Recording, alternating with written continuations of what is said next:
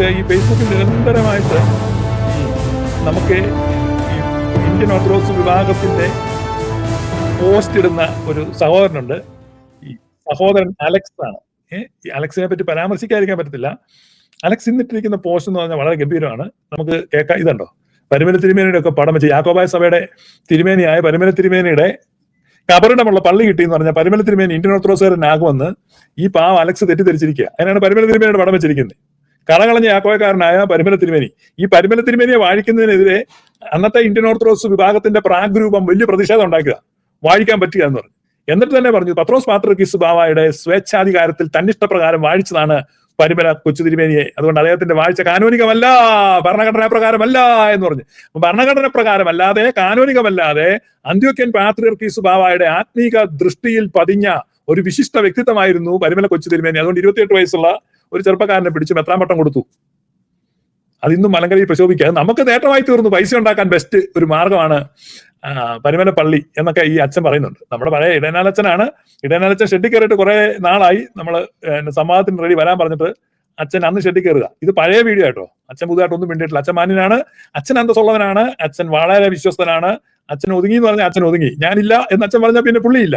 പുള്ളിയുടെ പഴയ വീഡിയോ നമ്മുടെ അലക്സ് എടുത്തിടുകയാണ്.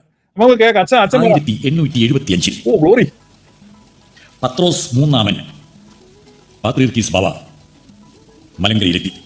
ഒരു പാത്രിയർക്കീസ് ബാവ മലങ്കരയിൽ വരുന്നത് ആദ്യം. ഇത് ഭയങ്കര രസം. അച്ഛന്റെ ഈ പ്രസംഗം എന്ന് പറഞ്ഞാൽ എനിക്കിതാണ് അച്ഛന്റെ പ്രസംഗം. ഒന്നാമത് ഡിജിറ്റൽ സൗണ്ട്, രണ്ടാമത് കഥാപ്രസംഗത്തിൻ്റെതായ ഒരു നാടകീയ അവതരണ ശൈലി.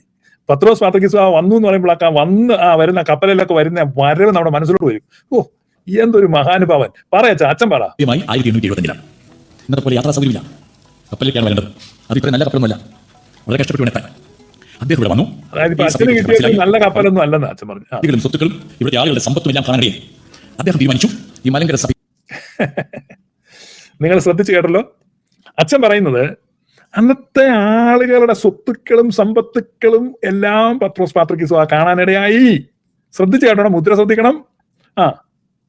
ശ്രദ്ധിച്ചോണം. ഈ സഭയെ കുറിച്ച് മനസ്സിലായി. പള്ളികളും സ്വത്തുക്കളും ഇവിടുത്തെ ആളുകളുടെ സമ്പത്തും എല്ലാം കാണാൻ അദ്ദേഹം തീരുമാനിച്ചു ഈ മലങ്കര സഭയിലെ പള്ളികളും സ്വത്തുക്കളും എല്ലാം പൂർണ്ണമായും നമ്മുടെ അധികാരത്തിന് കീഴിൽ കൊണ്ടുവരണം. അതിനുള്ള തന്ത്രം അദ്ദേഹം മെനഞ്ഞു. മുളന്തുരുത്തിയിൽ വെച്ച് അദ്ദേഹം വന്നത് കേട്ടല്ലോ, നിങ്ങൾ കേട്ടല്ലോ. ഇത് പിള്ള മനസ്സിൽ കള്ളമില്ല. നിങ്ങൾ അങ്ങനെ ഒരു ചൊല്ലി കേട്ടിട്ടുണ്ടോ? പിള്ള മനസ്സിൽ കള്ളമില്ല. പിള്ള എന്ന് പറഞ്ഞു കഴിഞ്ഞാൽ നടരാജൻ പിള്ള, ബാലകൃഷ്ണ പിള്ള, അങ്ങനെയുള്ള പിള്ളകളല്ല കേട്ടോ. നല്ല പിള്ള, ഒറിജിനൽ പിള്ള.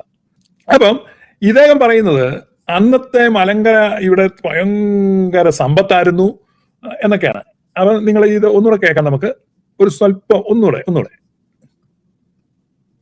കേട്ടോ. ഈ സഭയെ കുറിച്ച് മനസ്സിലായി. പള്ളികളും സ്വത്തുക്കളും ഇവിടുത്തെ ആളുകളുടെ സമ്പത്തും എല്ലാം കാണാൻ അദ്ദേഹം തീരുമാനിച്ചു ഈ മലങ്കര സഭയിലെ പള്ളികളും സ്വത്തുക്കളും എല്ലാം പൂർണ്ണമായും നമ്മുടെ അധികാരത്തിന് കീഴിൽ കൊണ്ടുവരണം. കേട്ടല്ലോ, അന്നത്തെ പള്ളിയുടെ സ്വത്തും സമ്പത്തും. പക്ഷെ ഈ അലക്സ് എന്ന് പറയുന്നത് ശുദ്ധനാണ്, നമ്മുടെ ഓസ്ട്രേലിയക്കാരൻ പാവാണ്. പുള്ളി ഒരു കമന്റ് എഴുതി, കീഴെ നോക്കി ഒരുത്തൻ എഴുതിയിരിക്കുന്നേ സാബൂസ് കറിയ. ഈ വീഡിയോയുടെ കീഴെ ഇത്രയും സ്വത്തുണ്ടായിരുന്നു പറഞ്ഞപ്പം സാബൂസ് കറിയ ഒരു സംശയം. പത്രോസ് മൂന്നാമൻ എന്ത് അധികാരം ഉപയോഗിച്ചാണ് മലങ്കര മെത്രാപ്പൊലീത്തയുള്ളപ്പോൾ സുന്നോദോസ് വിളിച്ചു, ഭദ്രാസനങ്ങൾ ഉപയോഗിച്ചു? നമ്മൾ എങ്ങനെയാണ് അത് അനുവദിച്ചത്? അലക്സ് മാത്യു സാർ മനുഷ്യൻ ഇത്രയും പുരോഗതി നേടി നിൽക്കുന്ന ഈ സമയത്ത് ഇന്നലെ അറബികളെല്ലാം കൂടി ഓർത്തഡോക്സ് സഭ അറബ് ലീഗിൽ നിന്ന് പുറത്താക്കി എന്ന പ്രസ്താവന ഇറക്കി മാലോകരെ തെറ്റിദ്ധരിപ്പിക്കാമെങ്കിൽ 1800-കളിൽ മനുഷ്യൻ പട്ടിണിയും പരിവട്ടവുമായി നടക്കുന്ന not the point. Alex, you got a gold medal. പട്ടിണിയും പരിവട്ടവും. You said it man, you said it, you are right. പട്ടിണിയും പരിവട്ടവും എന്ന് പറഞ്ഞാൽ ഇടനാലച്ഛൻ എന്ന് പറഞ്ഞ ഈ പിതൃശൂന്യൻ ഈ വീഡിയോയിൽ ഇരുന്ന് പറയുന്നത് ശുദ്ധ തെമ്മാടിത്തരമാണെന്നും നുണയാണെന്നും അലക്സ് മാത്യു എന്ന വ്യക്തി സാക്ഷ്യപ്പെടുത്തി. അന്ന് ആളുകൾ പട്ടിണിയും പരിവട്ടമായിട്ട് നടക്കുകയായിരുന്നു എന്ന് അതിന്റെ കീഴിൽ തന്നെ എഴുതി വെച്ചിരിക്കുക. ഇതിൽ കൂടുതൽ എന്നാ നമുക്ക് വേണ്ടത്?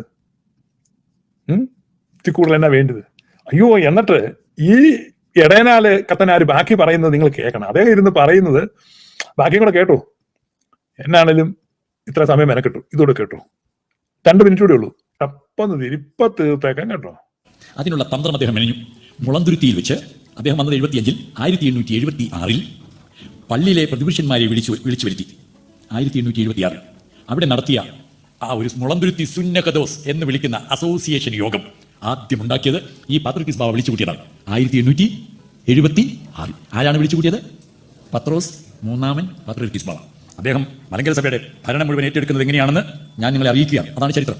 ഈ ചരിത്രത്തിനെതിരെ നിന്നിട്ട് കാര്യമില്ല. ഓർത്തഡോക്സുകാരായാലും ഈ സത്യം സമ്മതിച്ചേ മതിയാവും. ഞാൻ പാത്രിയർക്കീസ് കക്ഷിയിൽ ജനിച്ചവനാണ്, ഞാൻ പിന്നീട് പറയാം. അതുകൊണ്ട് സത്യം സത്യമല്ലാതെയാകില്ല. അദ്ദേഹം അന്നത്തെ മലങ്കര മെത്രാപ്പോലീത്തായോട് മലങ്കര സഭയുടെ പള്ളികളും സ്വത്തുക്കളും ഒക്കെ എൻ്റെ പേരിലേക്ക് എഴുതി തന്നാൽ മതി, പിന്നെ ഇവിടെ ആരും ഒരു കുഴപ്പമുണ്ടാക്കില്ല എന്ന് അറിയിക്കുകയുണ്ടായി. നമ്മുടെ ആളുകൾ കൊടുക്കുമോ? മർത്തോമ കാര്യപ്പെട്ട കേസ് പറഞ്ഞാൽ പള്ളിക്കൊന്നും സ്വത്തുക്കൾക്കൊന്നും കേസ് വരില്ല, എല്ലാം നമ്മുടെ പേരിലേക്ക് എഴുതിയാൽ മതി. ലൗകിക അധികാരങ്ങൾ വേണം. മലങ്കര മെത്രാപ്പോലീത്ത അത് കൊടുക്കാൻ തയ്യാറായില്ല. പാത്രിയർക്കീസ് ബാവ എന്ത് ചെയ്യുന്നറിയാമോ? ഒന്നായി ഒരു ഭദ്രാസനമായി നിന്നിരുന്ന മലങ്കര സഭയെ 7 ഭദ്രാസനങ്ങളായിട്ടാണ് തിരിച്ചു, ഒറ്റയടിക്ക്. അത് 7 വെക്കുന്നത് തുടങ്ങാം. കൊല്ലം, തുമ്പമൺ, നിരണം, കോട്ടയം, കൊച്ചി, കണ്ടനാട്, അങ്കമാലി, ഇങ്ങനെ 7 ഭദ്രാസനങ്ങളായി. ഇവിടെ എത്ര മെത്രാപ്പൊലീത്തമാരുണ്ട് ഇപ്പോൾ? ഒരാൾ. 7 ഭദ്രാസനത്തിരിക്കുമ്പോൾ എത്ര പേര് വേണം? 7 പേര് വേണം. അങ്ങനെ 7 പേരെ വേണമെന്ന് പാത്രിയർക്കീസ് ബാവ തീരുമാനിച്ചു. ഒരു തെരഞ്ഞെടുപ്പോ യാതൊന്നുമില്ല. തനിക്ക് ഇഷ്ടപ്പെട്ട 4 പേരെ ആദ്യം പാത്രിയർക്കീസ് ബാവ മെത്രാപ്പൊലീത്തമാരാൻ വാഴിച്ചു. ഉടനെ നമ്മുടെ ആളുകൾ ചെന്ന് പാത്രിയർക്കീസ് ബാവ പറഞ്ഞു, തിരുമേനി ഇങ്ങനെ വാഴിക്കല്ലേ, ഒരു മെത്രാച്ചനെ പോറ്റാൻ ഞങ്ങൾക്ക് പ്രയാസമാണ്. ഇപ്പം 4 വാഴിച്ച് ഒറ്റയടിക്കും. ഇപ്പം എത്രയാകെ? ഇനി വാഴിക്കല്ലേ, ചതിക്കല്ലേ, ഞങ്ങളിങ്ങനെ ഇവരെ പോറ്റും, ഇവർക്ക് സൗകര്യങ്ങളൊക്കെ വേണ്ടേ? പാത്രിയർക്കീസ് ബാവ അത് കേട്ടു.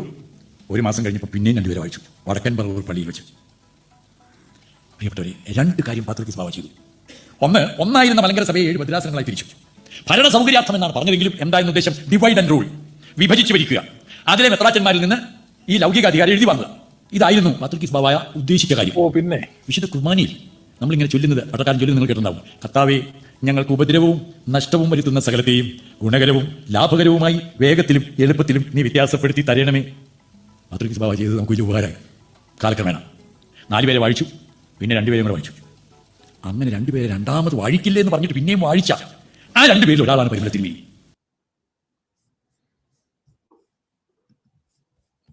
അത് നമുക്ക് വലിയ ഉപകാരമായി തീർന്നു. ഇപ്പൊ പരിമല എന്നുള്ള പൈസ കൂടി ഇവർക്കല്ലേ കിട്ടുന്നേ. അതാണ് അച്ഛന്റെ ചിരി കണ്ടോ. പത്രോസ് പാത്രിയർക്കീസ് ബാവ അന്നത്തെ ആളുകള് ഇത് ശരിയല്ല, വാഴിക്കല്ലേ, ഈ പയ്യനെ വാഴിക്കല്ലേ, ഈ പയ്യനെ വാഴിക്കല്ലേ എന്ന് പറഞ്ഞപ്പോ പയ്യനെ വാഴിച്ചു. അപ്പോ അന്ത്യോക്യൻ പാത്രിയർക്കീസിന്റെ വ്യക്തമായ വ്യക്തിപരമായ തീരുമാനമായിരുന്നു പരിമല തിരുമേനി എന്ന് ഇടനാനച്ചൻ പറഞ്ഞു. ആ തിരുമേനി ആരുടെ തിരുമേനിയാ?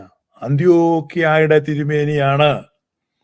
പരിമല തിരുമേനിയെ യെരുശലേമിലേക്ക് വാഴിച്ചത് പത്രോസ് പാത്രിയർക്കീസ് ബാവ പറഞ്ഞു. ഈ പരിമല തിരുമേനി വാഴിച്ചു കഴിഞ്ഞ് സെക്രട്ടറി ആയിട്ട് കൂടെ കൊണ്ടു കഴിഞ്ഞ് പോകുമ്പം പരിമല തിരുമേനി യെരുശലേമിൽ കൊണ്ടുപോകും, യെരുശലേമിൽ ഇരുത്താമെന്ന് പറഞ്ഞേ. പിന്നെ അന്നേരത്തേനും ആളുകൾക്ക് പരിമല തിരുമേനി ഇഷ്ടപ്പെട്ടിട്ട് അവരപേക്ഷിച്ച് കൊണ്ടുപോകാമെന്ന് പറഞ്ഞ് അങ്ങനെ ഇവിടെ നിർത്തിച്ചു പോയി.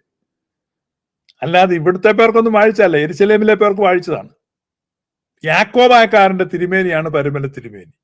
ഇടനാച്ചൻ പറഞ്ഞു കേട്ടോ.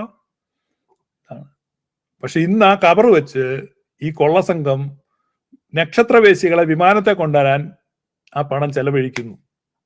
ഗതികേട്, സുഹൃതക്ഷയം, അല്ലാണ്ട് എന്താ പറയുക. അപ്പൊ ഇതൊക്കെയാണ് ചരിത്രം. അപ്പൊ ഈ സംഗതി എല്ലാം ചീറ്റിപ്പോയി. നനഞ്ഞ പടക്കമാണ് ഈ ഇവർക്ക് ഓർത്തഡോക്സുകാർക്ക് പിന്നെ ഒന്നും എടുത്തോണ്ട് വരാനില്ല. അതുകൊണ്ട് പിന്നെ ആ ചീഞ്ഞ പടക്കവും നനഞ്ഞ പടക്കവും ഒക്കെ തന്നെ വീണ്ടും അവതരിപ്പിക്കുന്നു. അത് ഗതികേടാണ്. പിന്നെ അതിന്റെ കോമഡി, പരിമല തിരുമേനിയുടെ പടമൊക്കെ വെച്ച് പുതുതായിട്ട് പഴയ ചെളി തന്നെ പുതിയ കുപ്പിയിൽ ഇറക്കിയത് കൊണ്ട് ആ ചെളി ഞാൻ ഒന്നുകൂടെ കേൾപ്പിച്ചെന്നേ ഉള്ളൂ.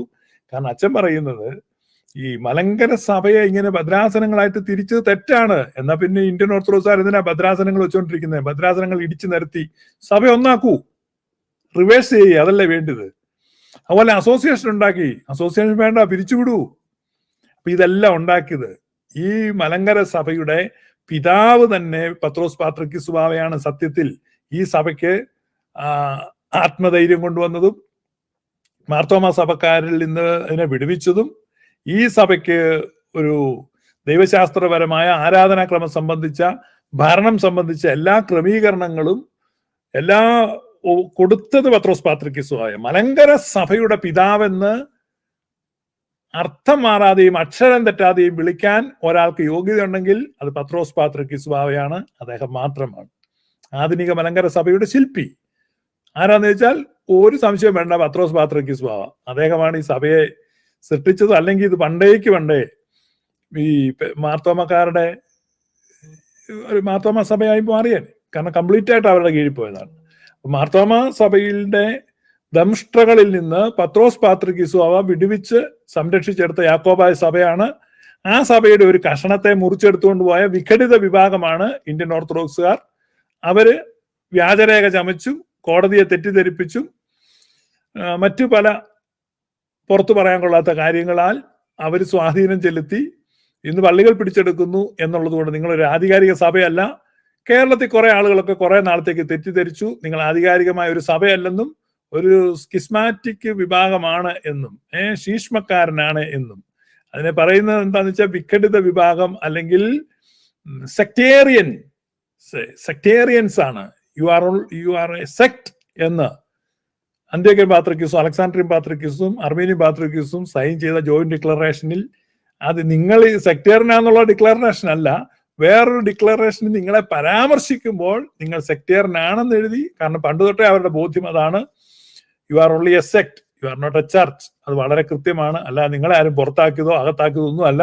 നിങ്ങൾ ഇതാണ്. കാരണം നിങ്ങൾ എന്താണെന്ന് നിങ്ങൾ മനസ്സിലാക്കുക, നിങ്ങൾ ആരാണെന്ന് നിങ്ങൾ മനസ്സിലാക്കുക. നിങ്ങൾ സഭയൊന്നും അല്ല.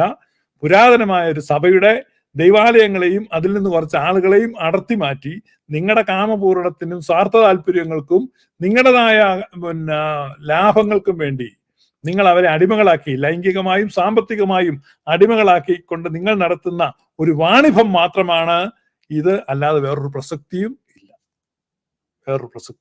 ഒന്നുകൂടെ ഞാൻ പറയാം, നിങ്ങളുടെ പള്ളികളിൽ നിന്ന് ആളുകൾ കുറഞ്ഞുകൊണ്ടിരിക്കുകയാണ്.